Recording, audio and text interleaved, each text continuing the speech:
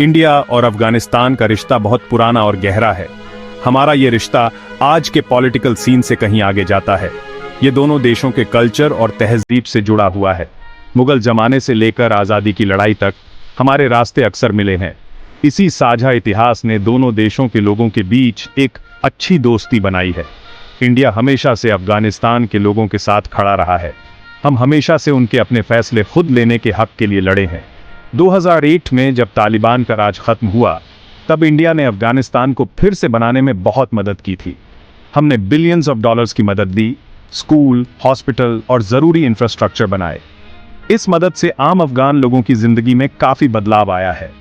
NRI लोगों ने भी दोनों देशों के रिश्ते को मजबूत बनाने में काफी योगदान दिया है। हमारा रिश्ता एक दूसरे की इज्जत, समझ और शांति और तरक्की के वादे पर टिका है।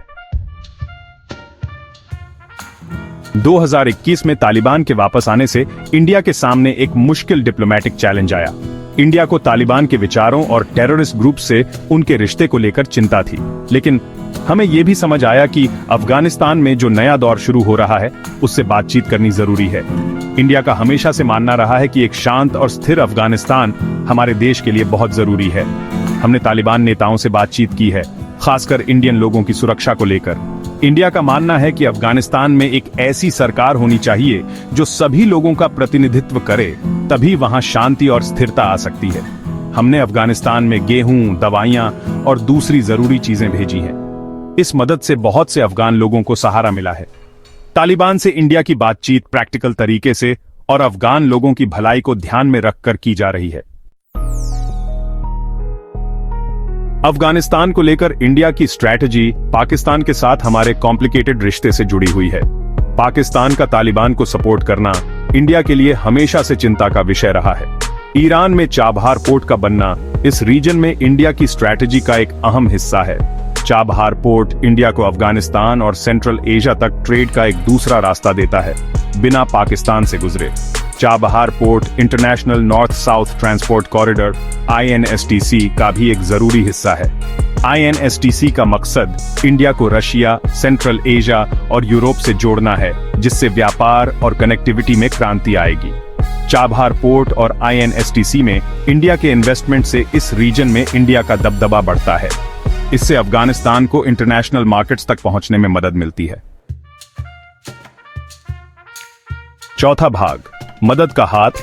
अफगानिस्तान के लिए इंडिया की मदद। इंडिया ने अफगानिस्तान के साथ अपने रिश्ते में हमेशा डेवलपमेंट पर जोर दिया है।